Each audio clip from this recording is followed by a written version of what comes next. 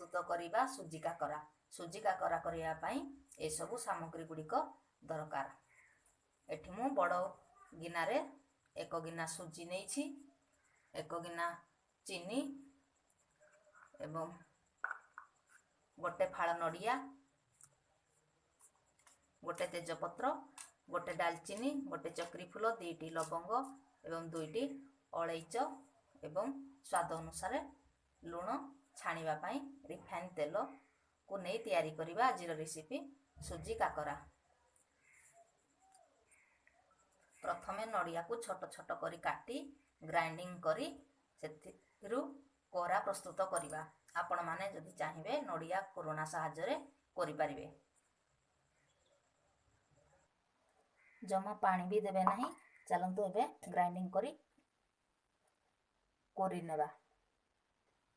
एबे चलंतु पूरा प्रस्तुत करवा। प्रथमे कड़ाई गरम करि नेबा, अल्प टिके पानी देबा,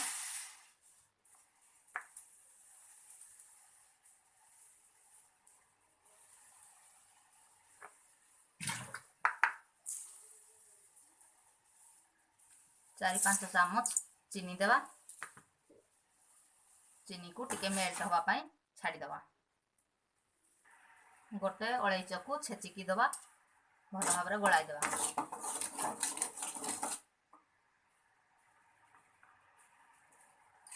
कोरिकी रखिथिबा नड़िया को एबे पकाइबा, भल भाव गलाई देवा। प्रस्तुत हो गला नड़िया पूरा। गैस को एबे बंद कर देबा, एक प्लेट को काढी नेबा। चलंतु एबे नेक्स्ट प्रोसेस को जिबा। सुजी जंतुणी करिबा पई कड़ाई को गरम करि नेबा। कड़ाई आमर गरम हो गलानी। वर्तमान 2 गिलास पानी देबा। जेउ गिनारे आमे सुजी नहीं थिबा सेही गिनारे 2 गिना पानी नेबा। स्वाद अनुसार लुण दवा, गोटे डालचीनी, तेजपत्र, गोटे चक्री फूल, 2टी लवंग, गोटे अलैच को दवा। फुटिबा पाई टिके समय छाड़ी देबा। खंतु पानी आमर फुटी आसलानी। पकाई थिबा एबे गोटा गरम मसाला को बाहर कर देबा। केवल फ्लेवर हवा पाई आमेडा पकाई थिबा। एबे चीनी को देई गलाई देबा। चीनी को टिके मेल्ट हवा पाई छाड़ी देबा। चीनी आमर मेल्ट हो आसलानी। एबे धीरे धीरे सुजी को देबा। आ गोटे हाथ रे धीरे धीरे एमती गलाउथिबा।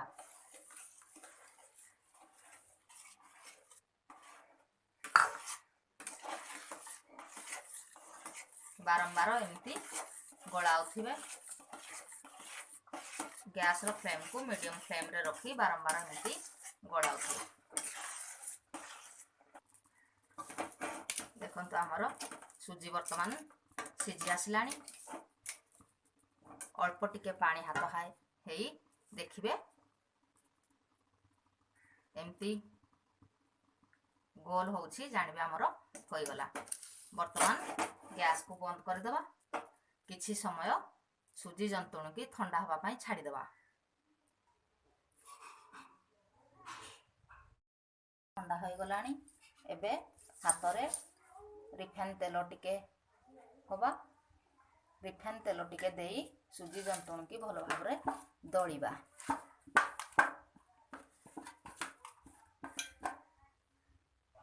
भल भाव एमती चकटी दबा।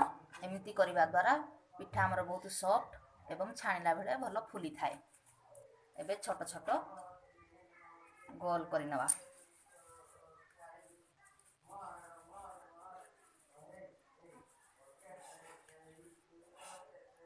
मझिरु एमती होल करि नबा।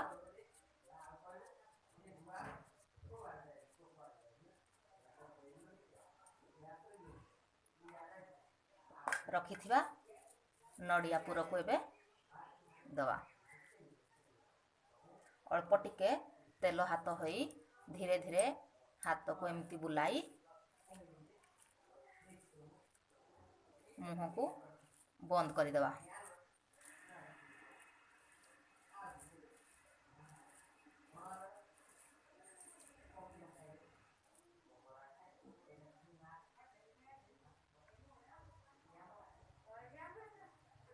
ତେଲ ହାତ ହେଇ ଟିକେ ଚିକଣା କରିଦେବା। ସେଇଭଳି ବାକି ଗୋଳା ଗୁଡ଼ିକ ଏମିତି ଗୋଲ କରି ନେବା।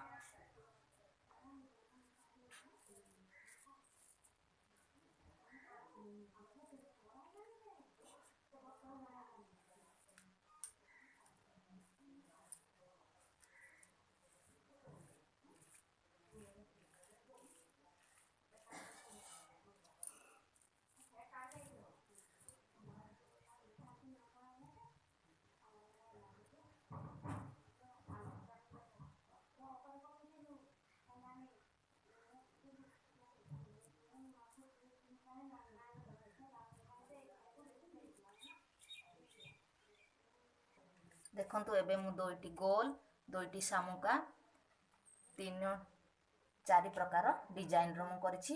ଆପଣମାନେ ଆପଣଙ୍କ ପସନ୍ଦ ଅନୁଯାୟୀ କରିବେ। ଶାମୁକା ଆଉ ଏଇ 2 ପ୍ରକାର ମୁଁ ଏଇ ସୁଜି କାକରା ଷ୍ଟାଣ୍ଡରେ କରିଛି। ସେଇଭଳି ବାକି ଗୁଳା ଗୁଡ଼ିକରୁ କାକରା ପ୍ରସ୍ତୁତ କରିନେବା। ଚାଲନ୍ତୁ ଏବେ ନେକ୍ସଟ ପ୍ରୋସେସକୁ ଯିବା। କାକରାକୁ ଛାଣିବା ପାଇଁ ପ୍ରଥମେ କଡ଼ାଇକୁ ଗରମ କରିନେବା। ତେଲକୁ ଗରମ କରିବା।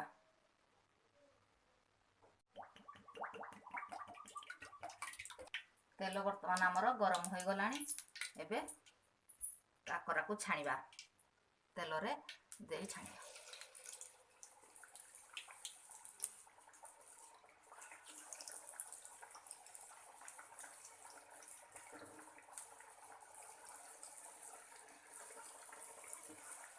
ଦୁଇରୁ 3 ମିନିଟ୍ ସିଝିବା ପାଇଁ ଛାଡ଼ିଦେବା। ଏବେ ପିଠାକୁ ଓଲଟାଇ ଦେବା।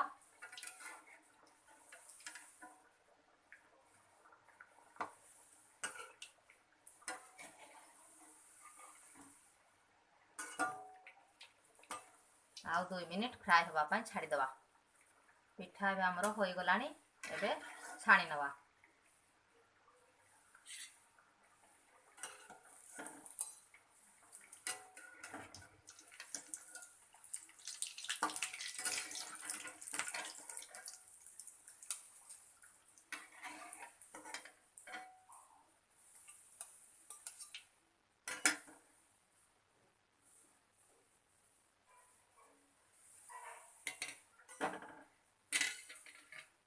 ବାକି ପିଠା ଗୁଡ଼ିକୁ ସେହିପରି ତେଲରେ ପକାଇବା।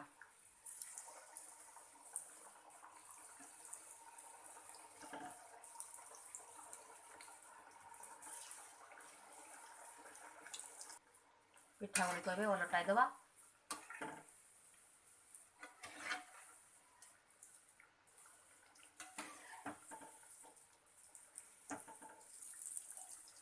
ଆଉ 2 ମିନିଟ୍ ସିଝିବା ପାଇଁ ଛାଡ଼ିଦେବା। ବର୍ତ୍ତମାନ ପିଠା ଗୁଡ଼ିକ ଛାଣି ନେବା।